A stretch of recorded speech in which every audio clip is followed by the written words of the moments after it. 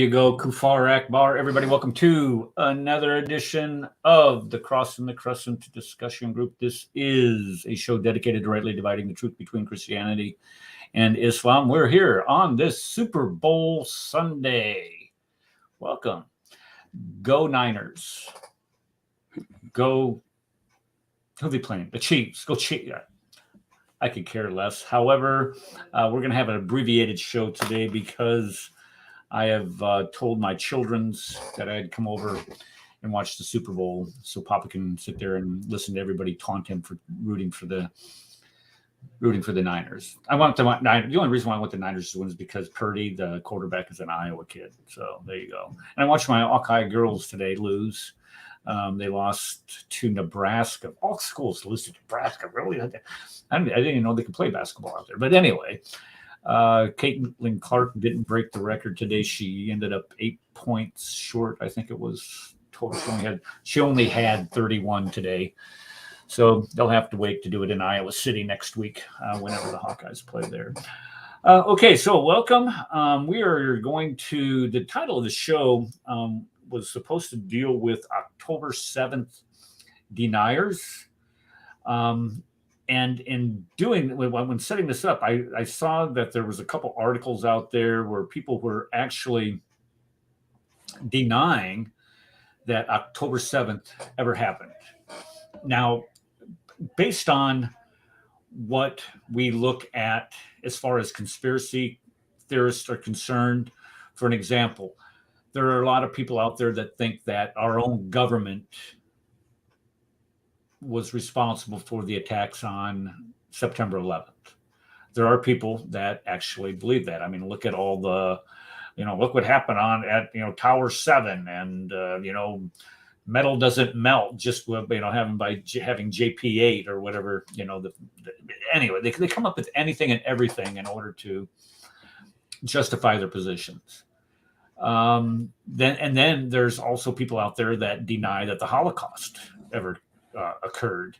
And this is, if you're not aware of this is like a cottage industry out there, Holocaust denial. I would rank it right up there with, your flat earthers, denying that the earth is round and that, it really is a flat earth. I mean, look at all the evidence around here, of course the earth is flat. Everybody can assume that. But when we look at Holocaust deniers, this is a kind of a special kind of group that mainly falls out of the far left loon tree, and also it's very popular among Muslims, especially a guy that wrote his doctoral dissertation on Holocaust denying, Mahmoud Abbas. I think we all know who Mahmoud Abbas is. He's the actual leader of the Palestinian Authority, or the what is it, the Fatah? Is it Fatah that's in the West Bank? Am I right on that? Palestinian Authority. Yeah, Palestinian Authority. Okay, I want to just make sure I don't misaffiliate him with the wrong terrorist group. Sorry, I couldn't help that one. But yeah, Mahmoud Abbas, he denies the Holocaust. And so now you have this new cottage industry coming out. Of course, they're blaming the Jews for what occurred on October 7th, because there is no responsibility by those who actually perpetrated the attacks being accepted. So what do they have to do? Is they have to blame the Jews. Them Jews, them evil Jews, they're behind everything, don't you see? And here you have these people that are blaming, saying that it was the Israelis, their own government, that had these people killed. So they could, in fact, invade and attack the people in Gaza.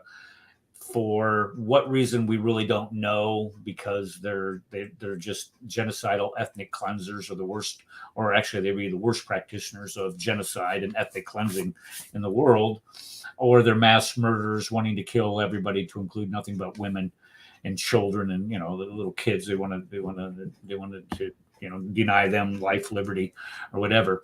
So this is the motivation for it. But there's a lot of things that are really hard for them to deny. And I have one video clip here that really illustrates that you can't deny this. These are Hamas holes that they captured in Israel in the act of killing Jews, and they were interrogating them, just like any prisoner of war. You're going to interrogate them. You're going to get as much intel out of them as you possibly can. So what I want to do is I want to play some of these clips of these Hamas holes being interrogated by the Israelis. Okay, Brad, can you minimize that so we can? Let me put this one up there. There we go. Nope, right there. That's the one I want. There we go. Okay, here we go.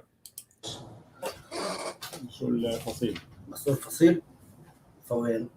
الشابورة رفع. اسمك الرباعي يحيى ماجد صبري سويدان. من وين انت؟ مسيرات يعني غزة. وظيفتك شو كانت؟ أخ أنا في حماس. زمرة. في القسام قال زمرة. شو اسمك الرباعي؟ Okay, now this poor guy has an injury, and they're still interrogating. You can see that he's in some quite a bit of pain, but they're still. The other two were in perfectly good health, and they're fessing up that they are members of Hamas, caught on the battlefield, caught murdering innocent civilians, not even considered a battlefield, and they're confessing to all this. ليلة من المنطقة؟ من غزة الفرج. شو اسمك الرباعي؟ مهند ياسر زيد برزي. من أي منطقة دي ساكن؟ شابورة. شاهد محمد المجدلاوي. وين ساكن؟ الصراحة. لأي منظمة أنت تابع؟ حماس. Okay, so they're all admitting to being members of Hamas. Now I could go through here and play for you. Let me just do this. You can see some of the things, what they were supposed to be doing. They're supposed to take women, elderly, and children prisoner. So they kill the men, the young ones, who are civilians. We reached the border. Tell me, what was your mission? Kidnapping. Yes, okay. When they told you to kill, kidnap. So the bottom line is that these guys that were captured doing this admitted to doing this. So how can you say that it was the Jews that did this? Well, you say it's the Jews that did this, and the reason why you say it was the Jews that did this is because you're an anti-Semitic pig. That's why you would say that. So if you are one of these people that are on the Hamas whole bandwagon, where you're saying that the Jews the Israelis perpetrated, the government of Israel perpetrated these crimes against their own citizens, then you have to explain this. You have to be able to coherently and logically explain how these people from Gaza, they admit that they're from Gaza, and what their orders were. The fact of the matter is you can't. And so this again is going to be one of those things that's going to be like a Holocaust denier. There's going to be enough, but here's the other problem though. These guys were dumb enough to wear GoPros while they were doing this. I got to scratch here. Sorry. They were wearing GoPros. They were filming what they did. At least the Nazis had enough smarts, I guess the word, lack of a better term, enough foresight to at least destroy the evidence. If you go to, I went to Auschwitz. I've told you guys this before. When I was stationed in Italy, I took my family on a vacation to a concentration camp in Poland. We went to Poland. We flew into Berlin and then rented a car and drove across Poland. Wow, family vacation to Auschwitz, man. Who doesn't do this? I mean, everybody does this. Wow. Yeah. No. We went to Auschwitz, and we actually went to what's the name of that city where it was Schindler's List? It was Krakow. We went to Krakow, Poland, also. And I have an artifact. Man, you're just hitting all the. How did you get T-shirts? They have amusement rides. I mean, here's the sad part. Here's the sad part. When we left Poland, we drove back to Berlin and stayed in a hotel that night in Berlin. And I made the mistake of leaving my backpack with our digital camera, with my digital camera. This is where you had to have the 3.5-inch floppies put in there in the backpack. And somebody broke into the car and stole it. So all of those pictures I had of my family vacation at Auschwitz, gone. That was devastating. Sure, it wasn't the kids. I'm just saying. No, well, the bottom line is that I have if you remember the movie Schindler's List, and this is what kind of got me going on all this, watching Schindler's List, is there's one scene where him and his girlfriend are sitting on these sitting on horses and looking down into the ghetto as it's being liquidated. And as that is happening, there's this girl in a red coat. You guys remember this? There's this girl in a red coat. Yeah. Doesn't understand what's going on. Okay. Oh, yeah. All right. So that hill, that very hill that they were supposed to be on, we went to. And I have barbed wire, pieces of barbed wire that were still there that I got and put in my backpack. And then we went down there and there was only 2 walls that the Germans had not destroyed. And this is the point I'm trying to drive at. Excuse me. The Germans destroyed everything. They even destroyed the walls in which they built the ghetto in, with the exception of 2 walls. One over by where it's on the other side but this wall that was right down there at the base of the hill where they were looking down into the ghetto. And down there's this marble sign that they had made. This is a marble sign they had made. And the marble sign read, this is in remembrance of the Jews of the Krakow ghetto, dated such and such as date. And somebody had taken a cinder block and broke the marble plaque off of the wall. So when we got to Krakow, we were trying to figure out where to go. And, I was thinking, well, they'll have, some type of, tourism here or something. I couldn't find anything. And then I see this sign jutting out from one of the buildings that says Noah's Ark. I think that's kind of odd. So I go up there. It was a bookstore owned by a Jew, and the Jew told me where to take the family. This is how I found all this stuff. He took the map and he marked on the map, go here, go here, go here. We had a great day. Anyway, I see all this marble of this sign of this plaque laying on the ground at the base of this wall. And so I picked it up, put it in my backpack, and took it back down to the bookstore. And I said, hey, look, somebody took a cinder block and broke this off the wall down there where you told me to go. And he's like, oh, okay, I'll tell the council or whatever, whatever it was. And I said, well, do you want this? He goes, oh, no, just throw it out. I'll take it. And I said, well, can I keep it? And he's like, sure, take it. And I said, okay. So I brought it home and I have it put together. And it sits out in my garage right now. I'll bring a pair. I'll show you a pair. Anyway, the point is that people will deny anything if they can. And the Germans made it easy for people. I don't say easy, but they made it more difficult to understand their crimes because they destroyed everything. When we went to Auschwitz, the crematorias, they blew up the crematorias. When you go there, there's no crematorias left. It's all nothing but rubble laying in the ground. You can see that something was there, but you don't know exactly what's there. It's because it was all destroyed.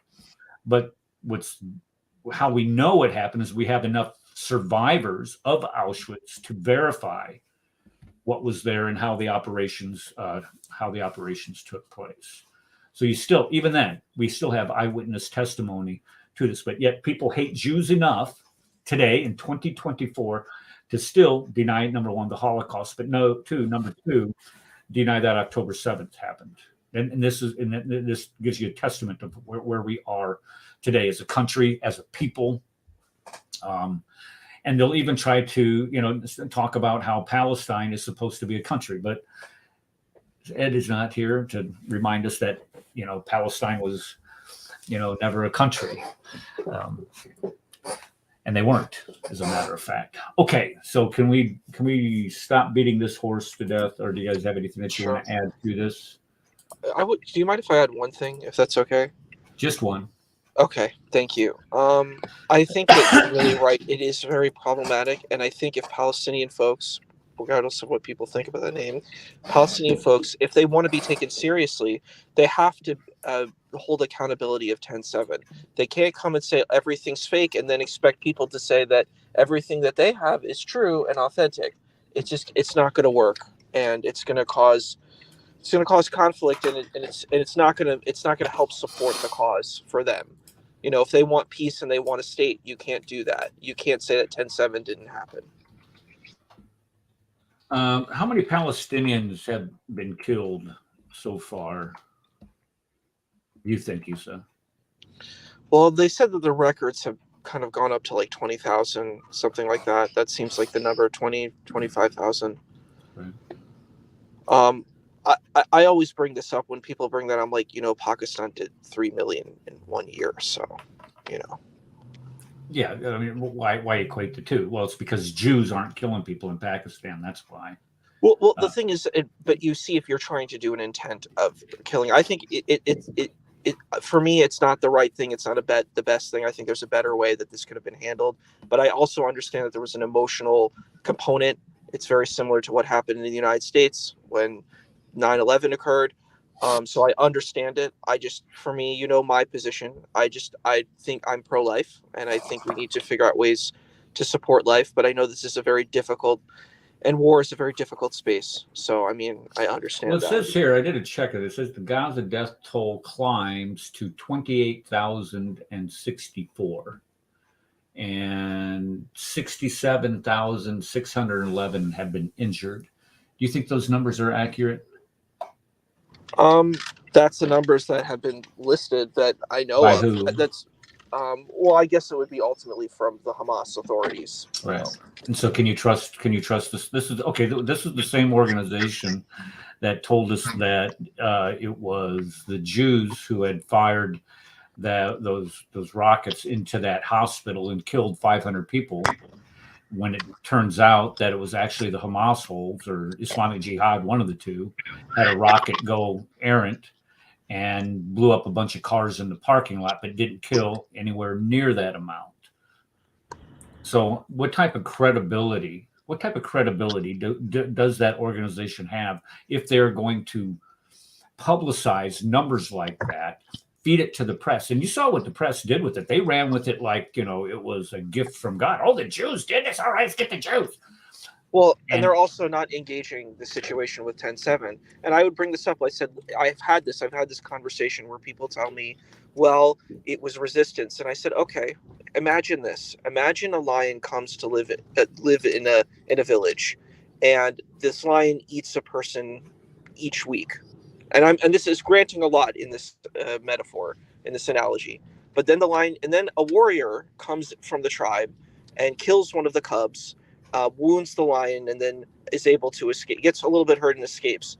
The lion, in response, comes to the village and, you know, eats a certain amount of people.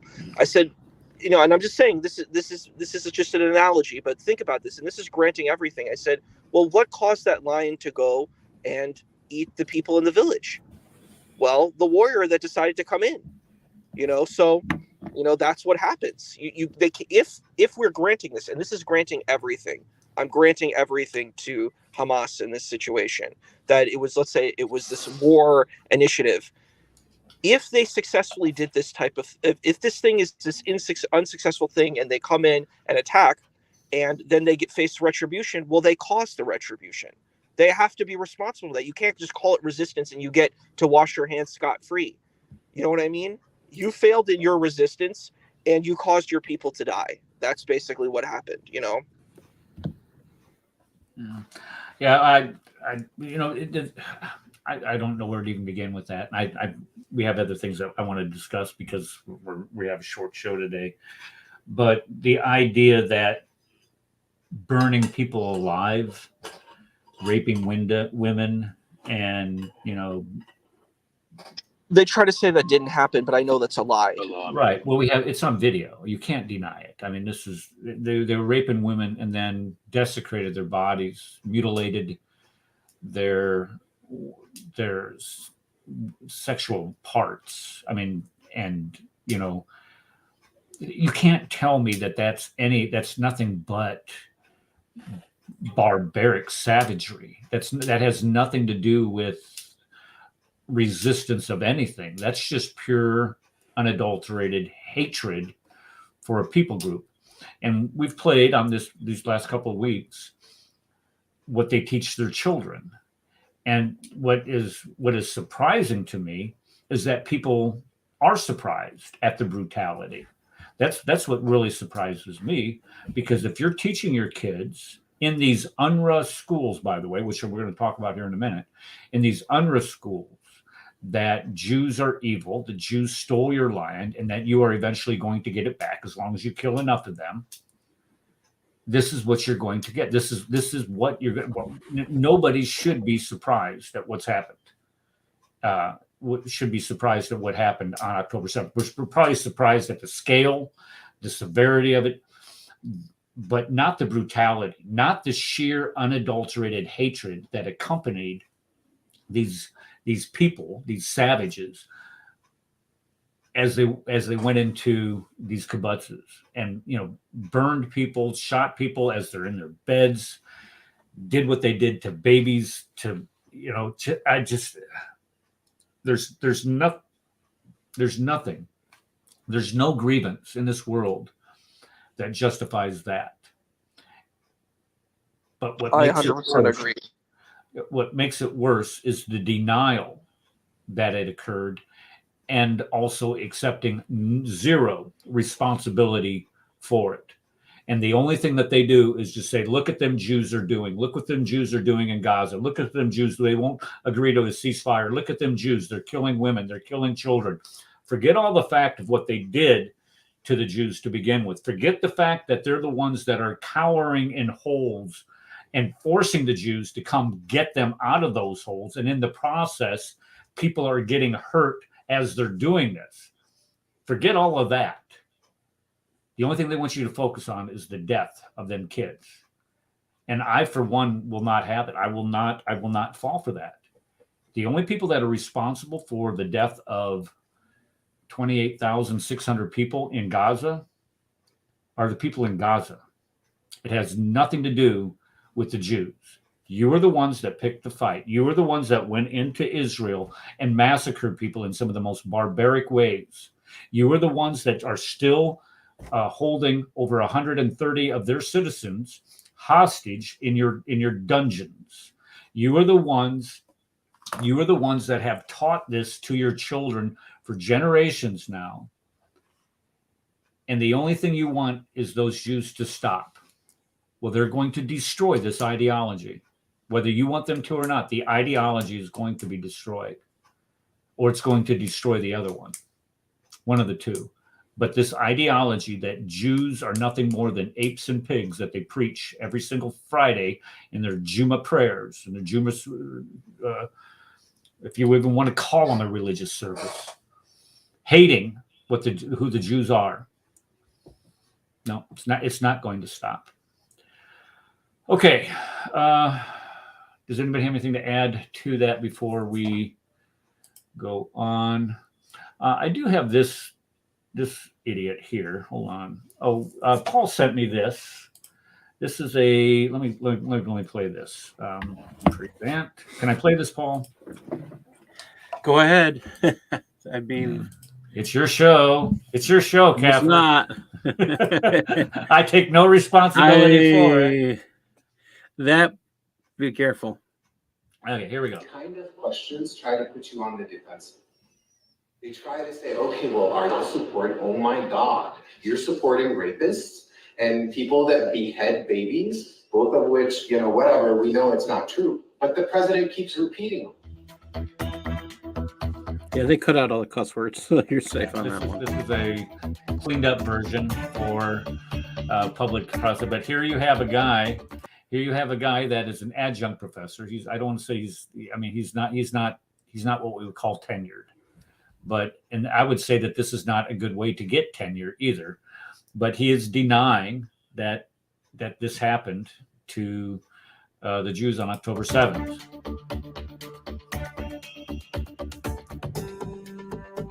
Oh, Amin Hussein. Gee whiz. Surprise, surprise.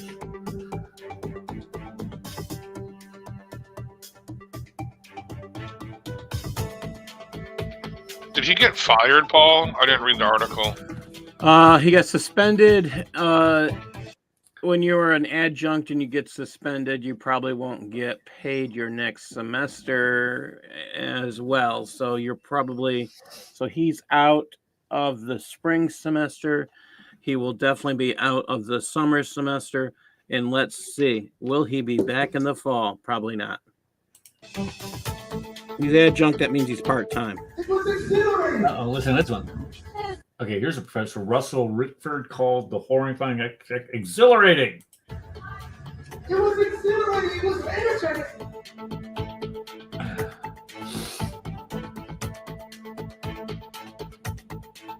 Okay, these are professors, folks. And I can understand. Wait, I she can't would be understand. tempted to shoot up a dance party? Yeah, I don't get it. It's barbaric and evil. I don't get how anyone can support Well, it. it's just following Islamic doctrine. That's what it comes down to. what is sad about these people are not only, I mean, these aren't just like your school teachers and 8th grade history. I mean, this isn't just like some run-of-the-mill 8th grade history teacher. These guys are college professors. These guys are supposed to be influencing our kids in their most formative years at the collegiate level. And you said tempted to shoot up dance parties, denying reports that Hamas beheaded babies and raped women. And then you have this other clown saying, what was it? That was exhilarating. The terrorist attacks are exhilarating. How can people say such things and not have and bear any type of responsibility for what they're saying? I mean, do these people have jobs today? I don't know. I know Paul discussed with that New York University professor got suspended. Why isn't he fired? I mean, what a bigger question is how do people like this get jobs like that in the first place, believing these things?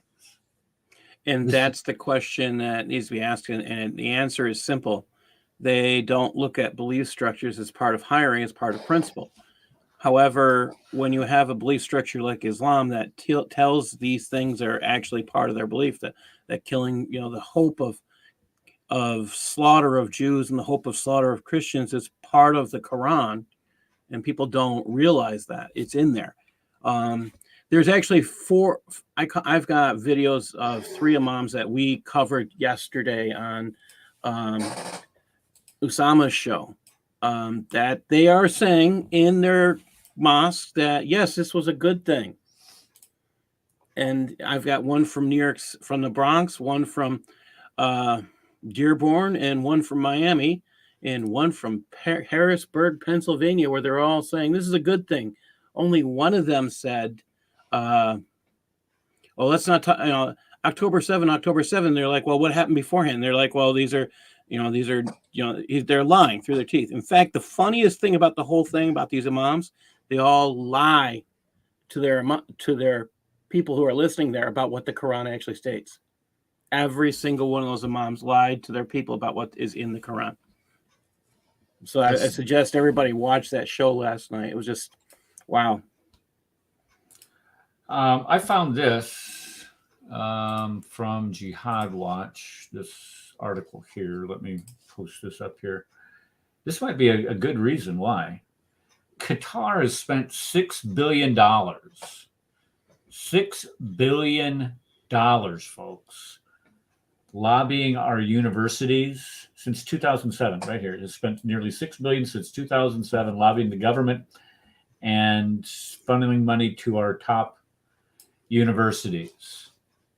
So when you think about, where the money's coming from to fund these universities, for example, what was the one that there's the Biden has? Was it Penn University of Pennsylvania? Was that it? That Biden had the Biden Center at, and then it turns out it's UPenn. I think it is UPenn. Was it UPenn? Okay. It turns out all the money for that center came from the Chinese or something like that. Yes. Well, why do you think the Chinese are giving money to UPenn? Why do you think they're giving money to the Biden center there. They, are they just doing it out of the goodness of their communist hearts? Well, of course not.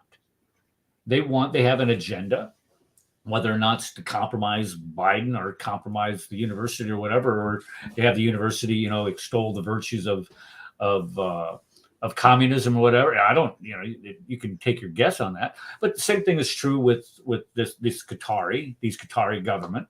They're not going to give $6 billion of their hard-earned money. It's not hard-earned money. They just sucked it out of the ground, and we send it to them through petrodollars. But they're just not going to do that unless there's some type of agenda behind it, unless there's some type of, unless they're trying to push some idea or ideology upon the university to teach the kids. So when we see universities across the country, and we see these protests, or we see these professors, quote unquote, saying that the things that they do, you can bet your bottom dollar that the root of that comes from these petrodollars that are sent by Qatar. What is this? This is okay. Anybody have anything they want to add to that? We don't have a whole heck of a lot more. Darcy sent me this. Let me see if I can bring this up. And I didn't get, I'm going to be honest with you, Darcy, I didn't get a chance to watch this, but I'm going to assume this is, okay, it's from Twitter, and this is an Islamic preacher, Abu Yabadabadu, somebody who we don't know, explains how Muslims in the UK must cover up for and protect Muslim criminals who are being chased and investigated by the kafir, law enforcement, for committing crimes. This is a religious duty and an obligation of Islam. So let's see what this clown has to say. One of the Salaf, they used to say that the real good friend, you'll know him at the time of hardship. Don't tell me aki now, and then when the hard time comes, when the police come to arrest me, you're the first one to hand me over to the kuffar. So yeah, he's here, he's hiding within the back. You know what I mean? The mu'alat, the correct mu'alat with the believer would be when the police come, I say, yeah, he went that way over there, and then you tell him, yeah, go on, abscond, go. I would choose the cow. You know what I mean? Even though that's illegal, but still, ally with the believers. I never ever ally with the kuffar. I never ever hand over a Muslim to the kafir. I would choose the cow. You want to charge me for 8 years or 20 years? I remember this piece now. Ally with the kuffar. Number 4, the meaning of al-wala is al-himaya. Okay, that's enough of that. Wait, no, pause it, hold on, pause it. Okay. So, I should rewind it. Let's play that again. Choose the cow. No, not that one. He's saying never turn over to the kuffar. This is very important. Go ahead and play it again. Bring it up, please. Play it again. And this is why one of the Salaf, they used to say that the real good friend, you'll know him at the time of hardship. Don't tell me aki now, and then when the hard time comes, when the police come to arrest me, you're the first one to hand me over to the kuffar. So yeah, he's here, he's hiding within the back. You know what I mean? The mu'alat, the correct mu'alat with the believer would be when the police come, I say, yeah, he went that way over there, and then you tell him, yeah, go on, abscond. Okay, pause it. Notice what he is saying. I would choose the cow. No, he's not choosing the cow. Love that. but notice, pay attention to what he's saying. He's saying that if the police come to arrest him, the true brother will say, no, he's not here. Go look someplace else. So that means if this dude is a terrorist, I don't know, maybe he's a thief stealing from the kuffar. Maybe he's a caravan robber. Who knows? But either way, he cannot be turned over to the kuffar police by another Muslim. And that's exactly what he's saying. Yep. And that is most telling. Well, that's part of doctrine. I mean, that's where they start talking about that's the purpose of taqiyya right there. That's why I always say taqiyya is not the correct word. I mean, we can talk about there's 5 words for lying in Islam, and that's just one of them. Yeah, but in another way to look at this, and I didn't realize this, is that it's illegal to teach the kuffar Sharia. It's I know. you're not supposed to teach them about the Islamic law. That's why I'm having fun. Yeah. I have to wonder, did this guy dress up in women's clothes to escape? Because I've actually heard of that happening. Who's the speaker there that we were just talking about? Any one of these brave guys. men, these brave men that dress in women's clothes to escape any punishment. Not following. Not a surprise if they do. They're so brave. They dress as the lesser species according to their. Oh, I see what you're saying. Oh, okay, yeah, who knows? I wouldn't put it past them. Jefferson Davis, the president of the Confederacy, dressed up as a woman in order to escape Richmond, or so that was reported in the Union papers anyway, to insult him. But I wouldn't. The question. Well, what did we just? There was just an article I read about the hijab. It doesn't matter. I'm getting distracted. Okay. This week, our friends in Dearbornistan made the news, and it's because there was an op-ed. Was this an op-ed? Yep, it was an op-ed that was printed in the Wall Street Journal. The Wall Street Journal. Here we are. The Wall Street Journal. Here it is, and it called Dearborn. The jihad capital, was that it? Thousands and protesters, Kaifas, Intifada from the river to the sea. Oh yeah, this is good. Yeah. Yeah. Let me make this bigger. How do I do that? Because I know you guys. Let's see, where'd it go? Size.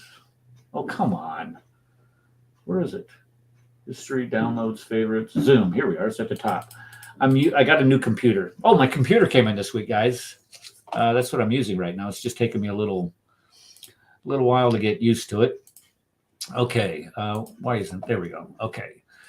So many kaifas almost immediately, October and long after it began, at another rally. But the bottom line is that this Wall Street opinion op-ed article called Dearbornistan, the jihad something of the United States, which prompted the mayor of Dearbornistan, excuse me, to put his entire police department on alert for is some type of Islamophobic attack now coming, because he called the city out for supporting jihad. So here you have the mayor. Let's see, Centennial Iman also didn't hide his support. Okay, but let's see. The op-ed called out Dearborn Mayor Abdullah Hamoud by name, and he responded in typical fashion by shrieking Islamophobia as loud as he could, and called out the police to protect the city's Muslim population from the mob of the Wall Street Journal readers. Yeah. So here you have a guy here you have the newspaper lists all of these things that are happening in Dearborn, Michigan, where they're openly supporting Hamas, Hezbollah, and having like jihad rallies all over the place. And what does the mayor do? Well, we have to protect our Muslim population, because what this does is it promotes hatred for Muslims. How in the Hades does that make any sense at all? You're supporting jihad. You're supporting terrorist groups within your city limits. They're doing it openly. And the only thing that you're concerned about, it's not the ginning up of this hatred and supporting these terrorist organizations. No, that's not your concern. Your concern are the people the safety of the people who support terrorism in your city. On what planet Does this make any sense at all?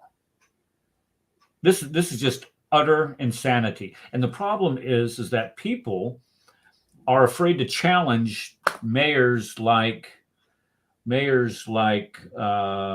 was his name? Abdullah Hamid.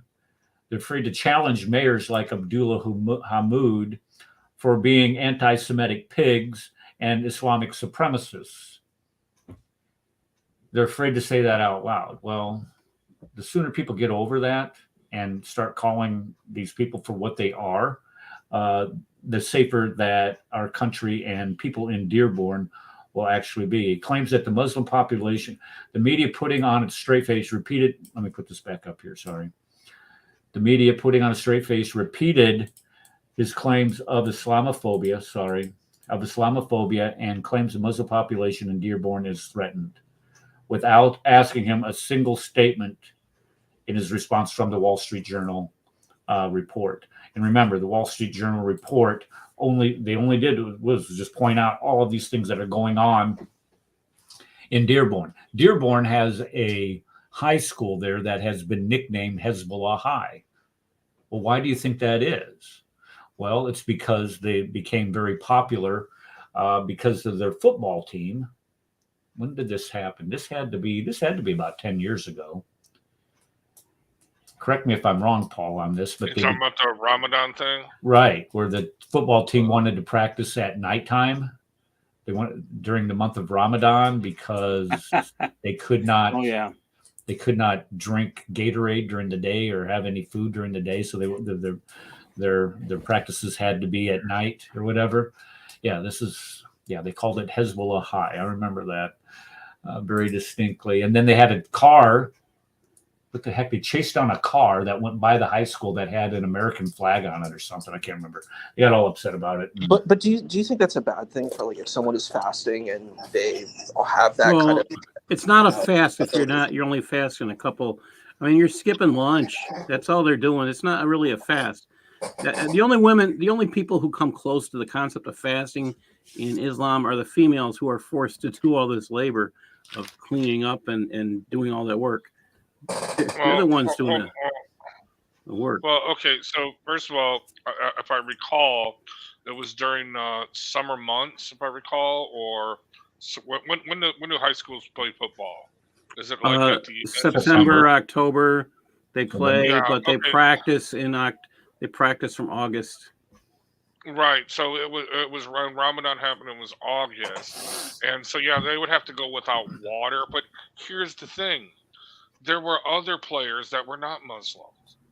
Okay, so why did they have to be inconvenienced because of the group's religious beliefs that their children cannot drink water when they could just get a fatwa and get an exemption? Well, actually, there are exemptions already written in, so they didn't need an exemption. That's the even funnier part.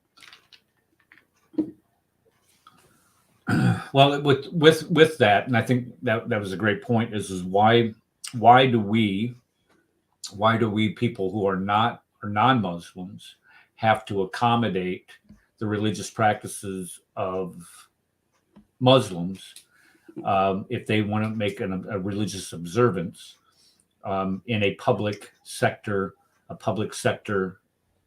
environment? For an example, why should we cancel lunch, a school lunch at a public school, if the month of Ramadan, the kids want to have lunch? Why would we even consider that? I mean, I think that's fair. I don't think you should cancel a whole lunch, but I mean, like, if you did have players of, like, I do think we should give accommodations to all people of all religions, but maybe there's a way to do that that doesn't, like, overwhelm the whole kind of space. But I don't think it's a bad thing in essence to accommodate people's. They were practicing at 10 o'clock at night. Yeah, that's heavy duty. I mean, the sun doesn't go down in the month of August until like 9 o'clock at night, that far north anyway. And so they're not getting out of there till 11 o'clock at night because. So maybe you would have like two practices where you have the Muslim students who get to practice and then they don't get to be. The problem there is they don't get to work as a team, and that's not You functional you for lose, football. right. You lose unit cohesion, team cohesion, and no. Sorry, we're practicing at 3:00 when school gets out, so I can be home with my family at 5, 6:00 when we eat dinner at the dinner table, and that's the way we're going to do it. We're not going to accommodate your religious practice because you feel. Oops, sorry, Red. Because you want to play football, but at the same time, football season runs right through the middle of Ramadan. Okay, you get an exception from your mom, which we find in the Sharia, and get over it. But no, this is a way that they want to impose their Islamic supremacism upon the rest of society. That's it right there. It's about Islamic supremacism, and they don't want us Kafirs to know there are exemptions that they're allowed to not. They could have got a fatwa. Yeah, they could have got a fatwa. Well, they don't need a fatwa. Well, they don't. Well, whatever. Yeah, that's true. That's true. But no, I remember that was when they were doing the TV show, right? The Muslims. They had the TV show, the reality show, Muslims in Dearborn or something like that. It lasted a season. And I remember the guy cut his wife's head off or something. I don't know. Oh yeah, no. That was You're talking about New York. Buffalo. That's Buffalo. That's just down the street from me, Lackawanna area. Yeah, Bridges. Yeah, that was another funny one. He started the TV station called Bridges to bridge the gap with moderate Muslims in the rest of the United States, and he ended up beheading his wife. No, not only did he behead his wife. No, not only did he behead his wife, if I recall correctly, he went and paraded it around like he threw it like in the office and said, "Yeah, you know what I mean." He wasn't playing around. He wanted to be known. Yeah, it's crazy. Yeah, but no, I don't think those kids should have been practicing in the heat of the day if they could not drink water. And yes, they could have got, they just could have got the exemption, because there were other kids that, that were, then their schedules had to be all upset with the parents and stuff. And it was a big kerfuffle because the parents were like, no, this is, when, you know what I mean? This is what we schedule. And now, we got a black mayor in Chicago. He can't be hassled to go to the border when he's got a black wife and 3 kids. That's what he said. Seriously, he can't do his job. No. Oh, is that the one that needs to take a break for too much anxiety or something? Yeah, he's in and out of the hospital every other week for anxiety. What they need to do is get out of their feelings. They're not the only people involved here. So. Yeah, well, we can't offend them. That's the thing. This is the thing. We cannot offend these people because to offend them is you're some type of phobe if you offend them. We went to Dearborn. I'm not sure exactly how many years ago it was, but the Yankees were playing there. This is why I had to go. And they were playing the Detroit Tigers on opening day. And opening day is the first week of April. And if you know anything about the weather in Detroit, Michigan, in the first week of April, it's cold. And so it was literally 32 degrees at game time. 32 degrees. We sat there and watched this. That's warm. That is so warm for me. For you, you live on the North Pole for crying out loud. Yeah, of course.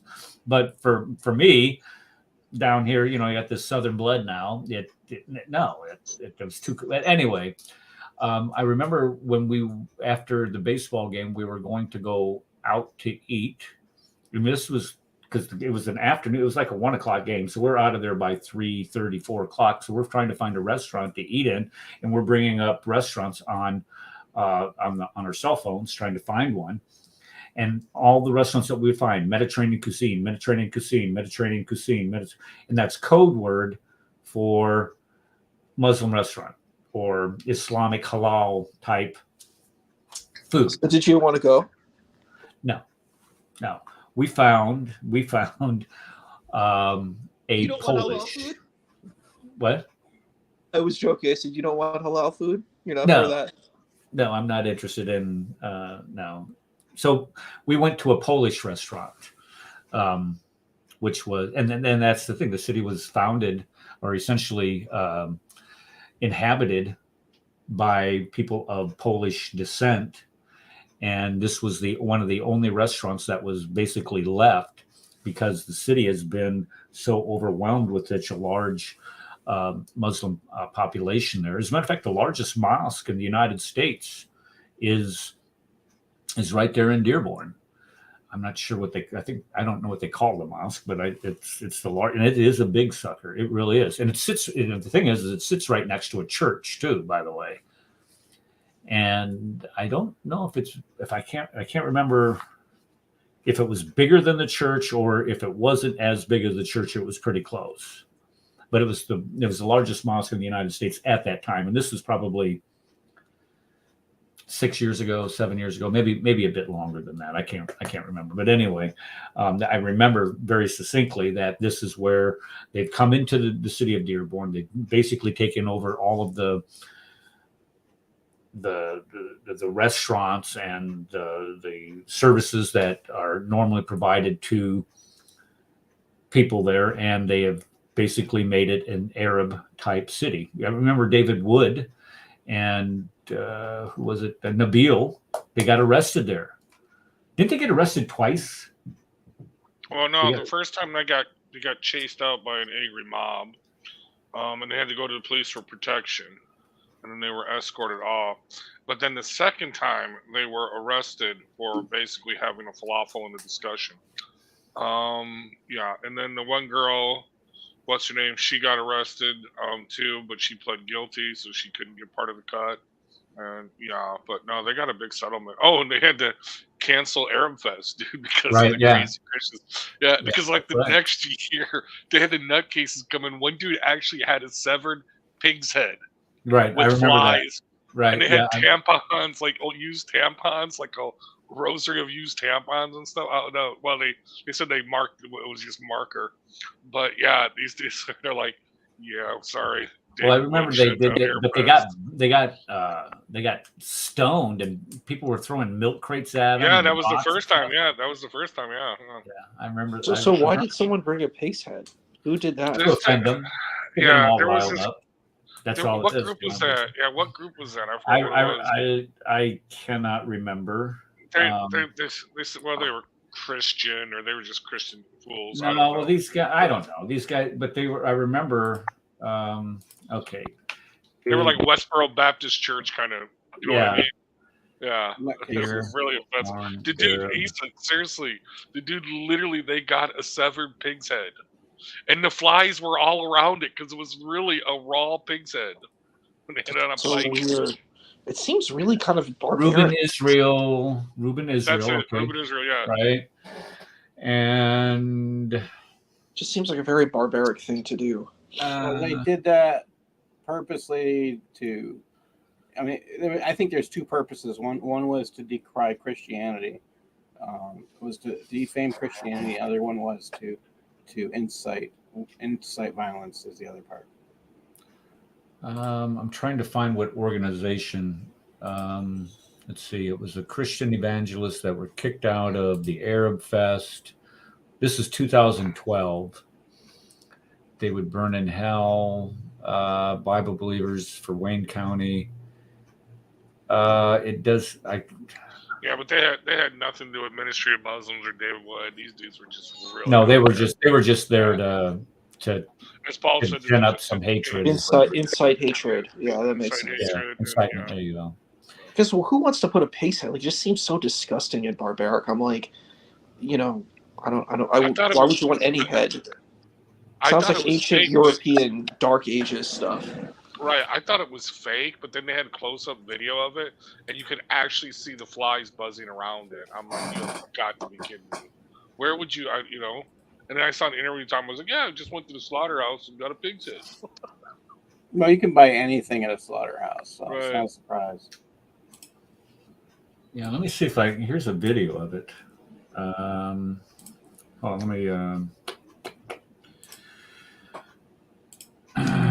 Here we are. Share. Come on. I don't know why they got the sideways view.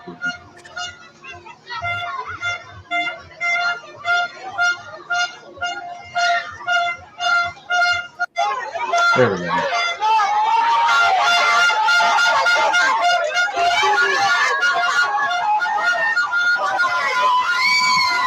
There it is. There's the pig's head.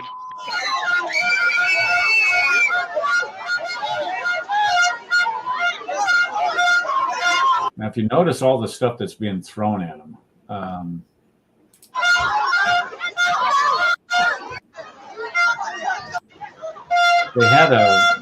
they had the view from the people that were in the Christian part of this, if you can call them that, had cameras with them, and they were videotaping the crowd around them.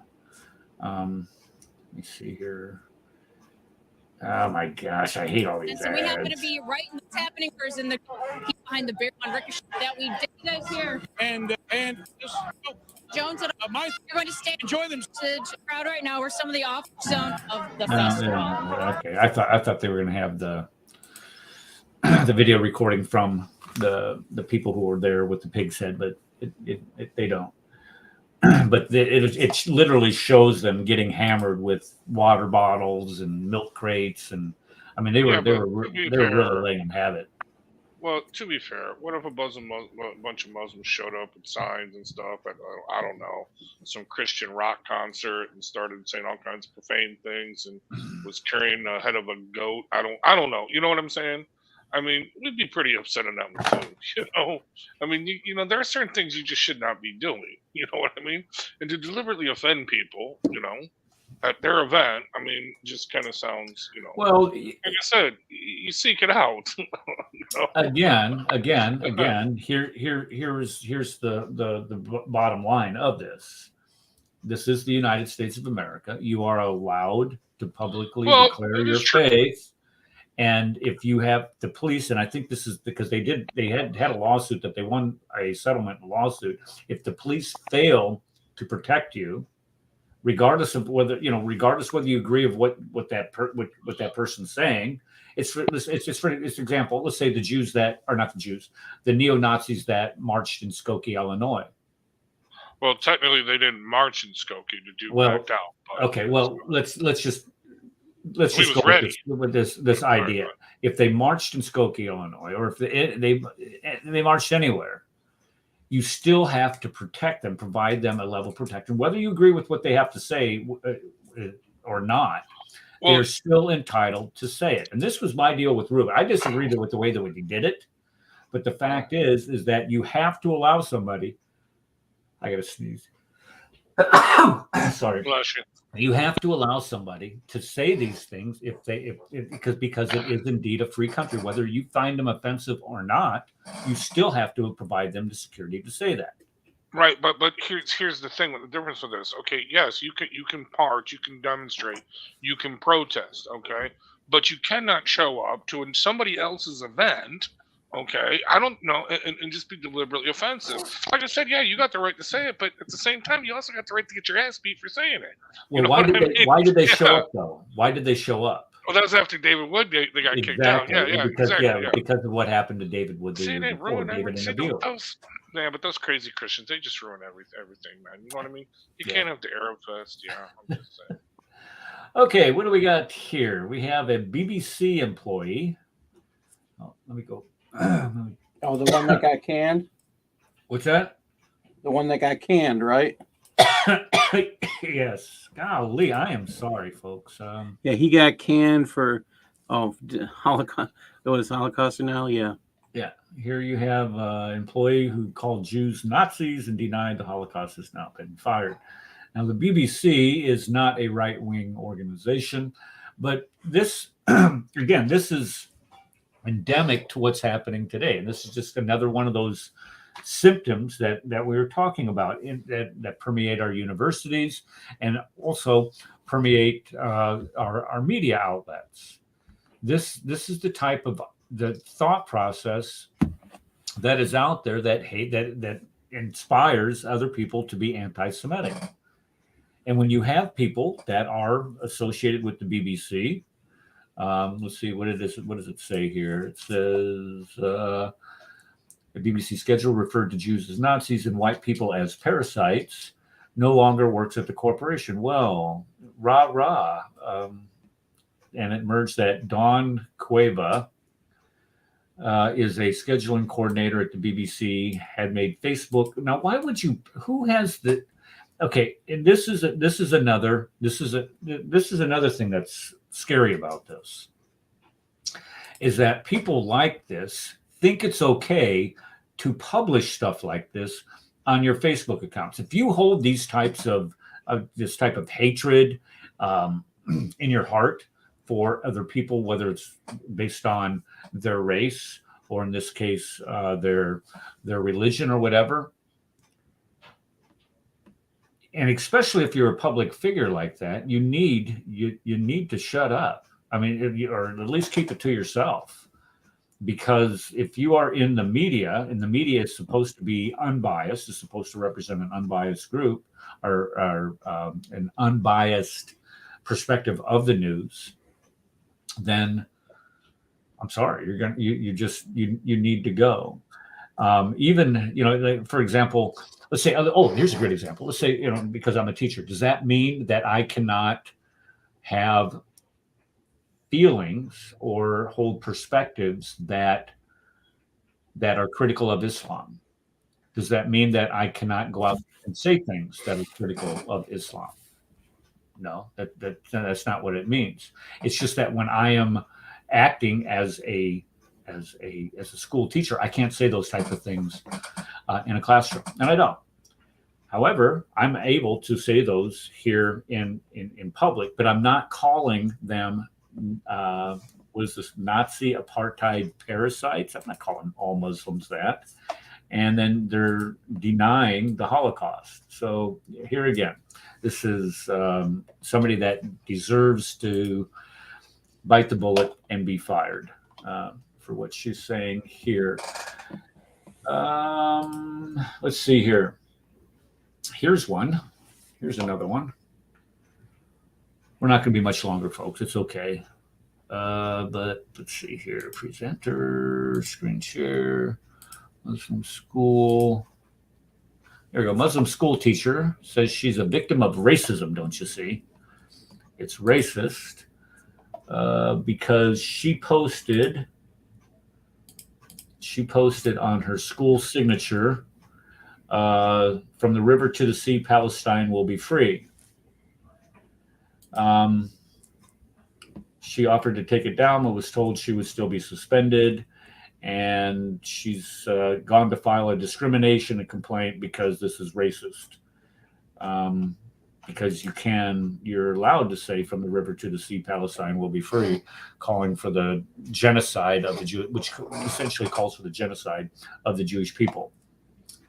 Where is this? Is this in Argyle Middle School? A Muslim and Arab American teacher. Well, there's the problem right there. If you're identifying as that automatically. Let's see, Montgomery County. Hold on, Montgomery, Maryland. Here it is, Maryland. There we go. It's in Maryland. So here you have. Whoa! What is this? Leave November. She was told in her email message, from the river to the sea, Palestine will be free. Now, is this taken? She put it on her email so that's your signature. So it goes to absolutely everyone, including parents and teachers and colleagues. So she would be highly offensive to anybody she's communicating with. Yeah. Sure, will not allowed. It's a discrimination complaint filed at the fair. Employees regarding various social, hold certain, school regarding various social injustices. She was a victim of bias attack that took place on school grounds as a result of her expression, said the complaint. She started to wear shirts with pro-Palestinian slogans, respective pins, wore a red hijab. But she says that other teachers, and especially various political matters, but the other teachers aren't calling for the genocide of another people group, though I don't believe. unless you have Nazis living there. And here it is again. Black Lives Matter. That's got to be in there. Let's see. Oh, wait. One development teacher displayed the signature alongside an image that said Black Lives Matter. Oh, that's what she's equating it to. Okay. She says, look, they said Black Lives Matter. Okay. Oh, and here we have Rainbow Alliance sponsor. Just like here in America, we have From Sea to Shining Sea. It's no different. Yeah, sea to shining sea. We're not going to kill people.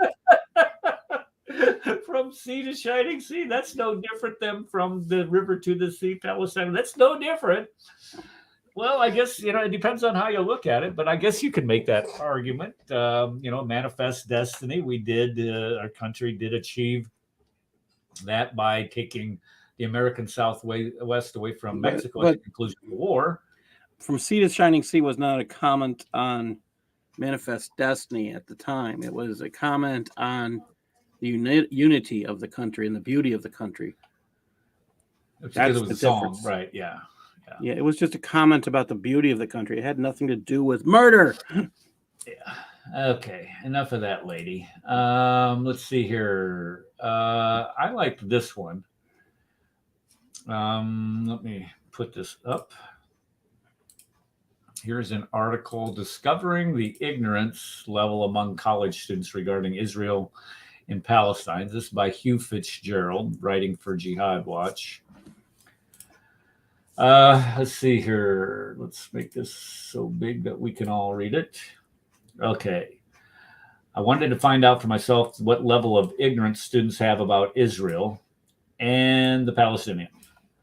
So what he did is he asked a relative who attends a nearby university if he could engage in conversation with those who'd taken part in pro-Palestinian rallies.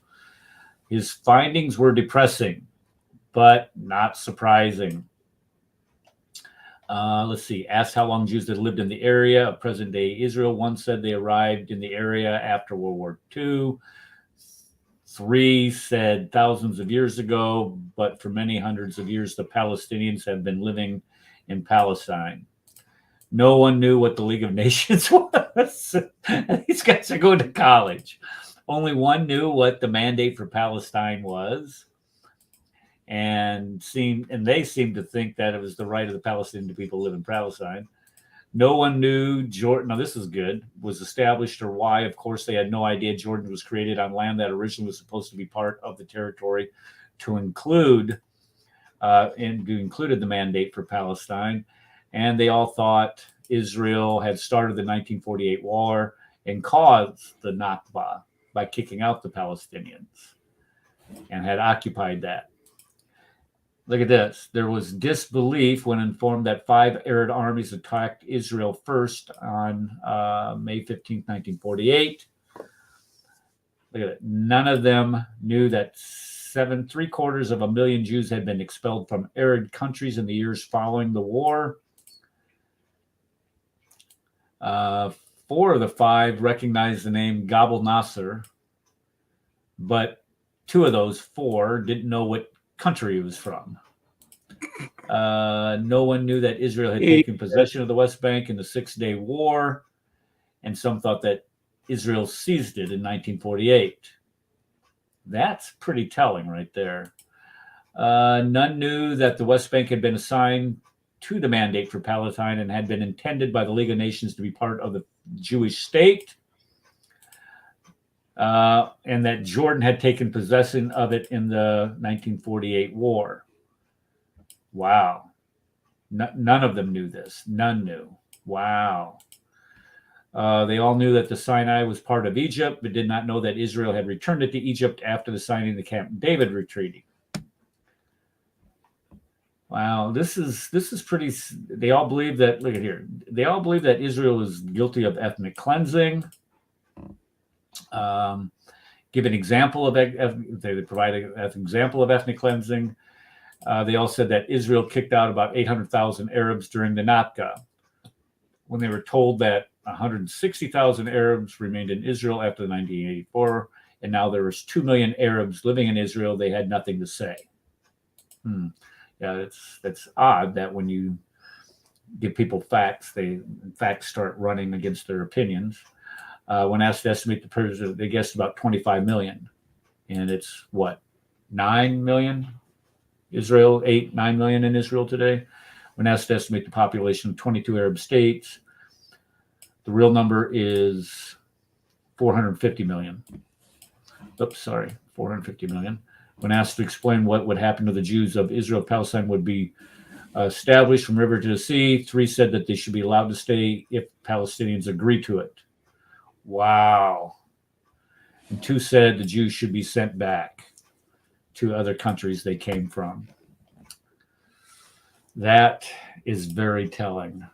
That is almost sick. Islam debunked. Is that Connie? Islam debunked. Our colleges have been sieged since the early 1930s. I think that's Connie. Yeah, that's Connie. Is it? Okay. All right. So I think, let's see. Oh, here we are. Here's another one about UNRWA that I wanted to talk about today. Oh, you know they were recommended for a Nobel Peace Prize, right? Yes, I heard that. Yeah. And then the next day they discovered that there were Hamas tunnels underneath their headquarters. Yeah, ain't that something? And what's really weird is that people don't understand that the UNRWA exists solely for the perpetuation of the refugee status of these people. Yes, that they're claiming. That's the only reason they exist. So if your only reason for existence is the perpetuation of this refugee status, are you ever going to be interested in solving this status? And the answer is going to be no. This is why you exist. You exist to serve these people. Now, in the meantime, in the time of this, you look at and this is what that kind of caught my eye when I was looking at this UNRWA thing, is the teachers. These teachers that have taught these people for 70 some odd years have been teaching the children that they will one day have their land returned to them by those evil Jews, and that they're entitled to it, by the way. So if UNRWA is teaching these kids this, why do you think that the people in those territories act the way they do? How could that be? Do you expect a different outcome? And the quick answer I would hope would be no. You can't expect a different outcome than this.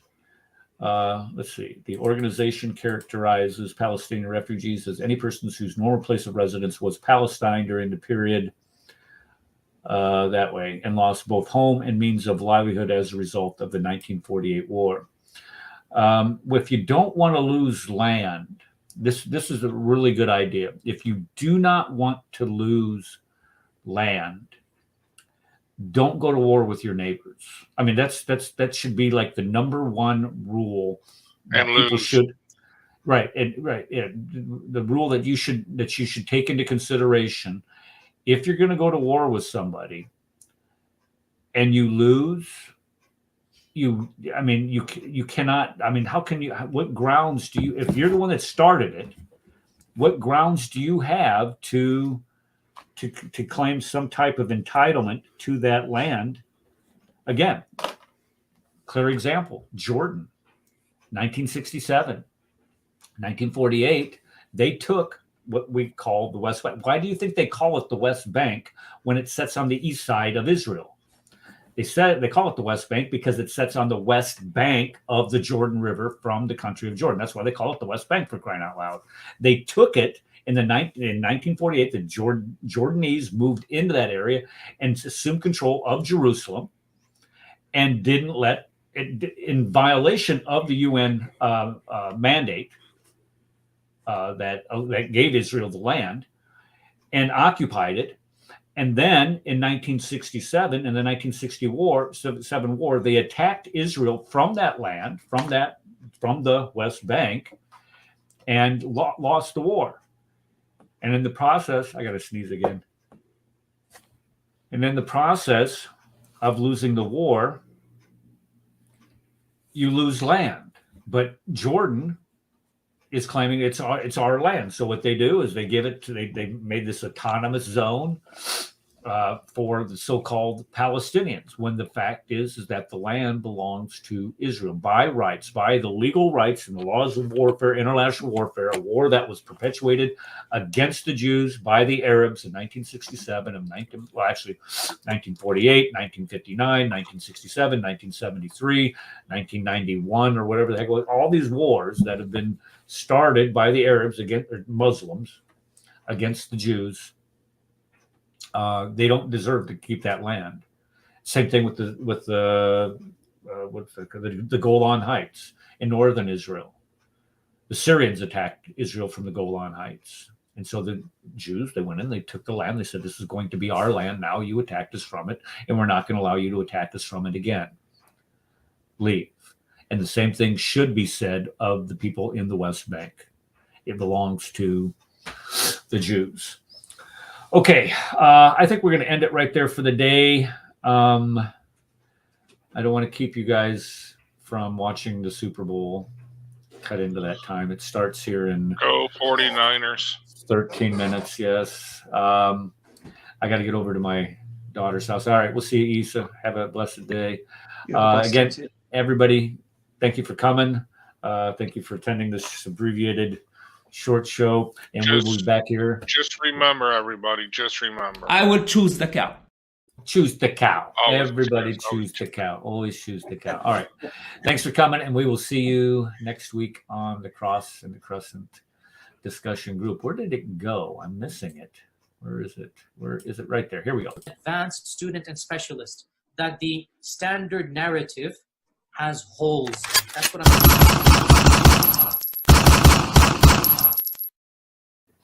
that the Muslims were rioting against one another. And as much as we don't want to face the fact, the Muslims were lying sometimes. They were fabricating, they were embellishing, and that might be hard to accept, but that is a reality.